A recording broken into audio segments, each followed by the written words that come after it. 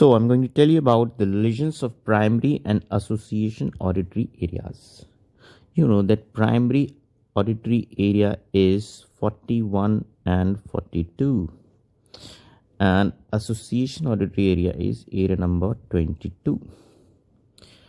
Apart from this, I'll add up to this lecture, that is Jargon's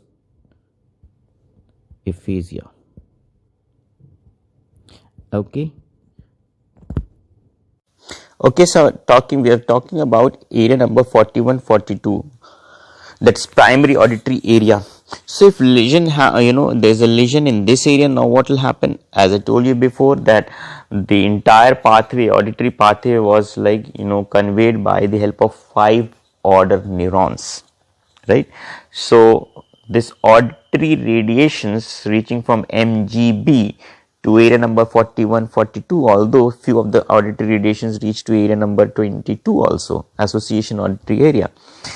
Anyways, but I told you they were having a bilateral representation. The second order neurons, most of them decussate, but some of them reach on to the ipsilateral side also.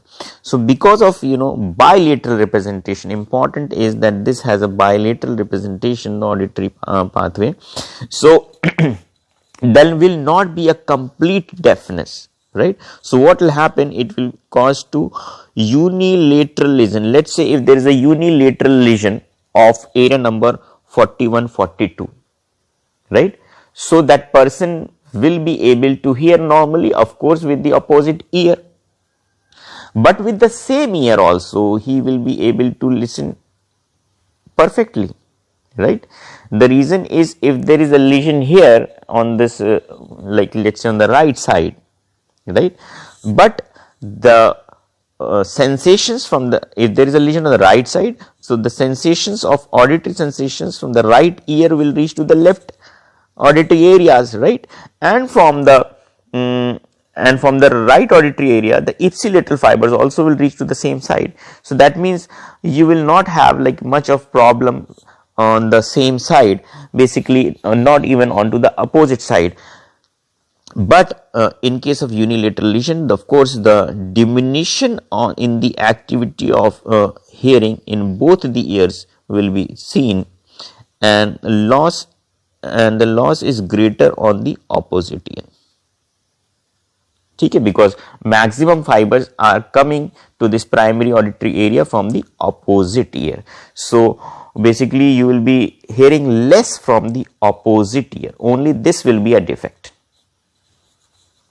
Then impairment is slight, that is because of the bilateral projection of the cortex. So there will be less of impairment, and of course this is not easy to detect by clinical tests. Okay, the defect is difficult to be detected by the clinical tests. Now about the lesion of auditory association area, that is posterior to the gyrus of posterior to the transverse temporal gyrus. This area is also called gyrus. That transverse temporal gyrus is called gyrus of Herschel, remember? So this is posterior to that is 22 area. Auditory psychic area also you call it as, because in this area, let me tell you that this area is receiving and comprehending the information from your past experiences. You can, listening the sound, you can tell which singer is this. You receive a call from an unknown number on your phone, and when you pick the call, if it's from your known relatives, you can easily, or your friends, you can easily guess that this is who the person is calling you, because with the help of past experiences in your auditory memory, in this auditory psychic area, you have a stored memory of the different sounds. One thing is this. Then here it's the comprehension of the sound you are listening, means the commands. If somebody asks what is your name of your father, so that means you are able to comprehend what the question is being asked. So all this being happening is this area number 22, that is auditory psychic area. So what will happen, obviously, if there will be an injury, there will be interpretation of the sound is lost. You will hear, of course, whatever is being said, but you will not be able to comprehend it, or you will not be able to interpret it. Now see what will happen if you are not able to interpret it, but a question has been asked to you, right? So what will you answer now? If like they say, tell me how was your experience, how was your day yesterday? So he has listened to it.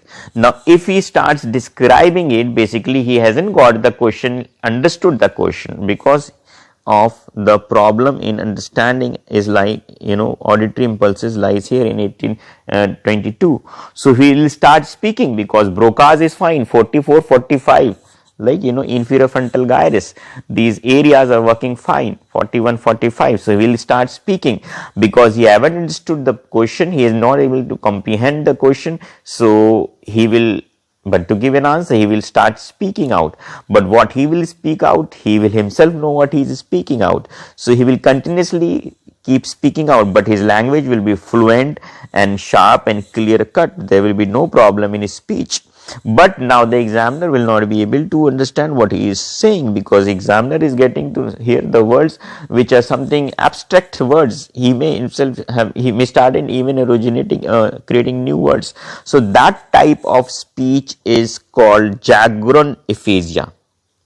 Okay, so Jagron aphasia is when you speak that is meaningless, and the reason is you are not interpreting the question which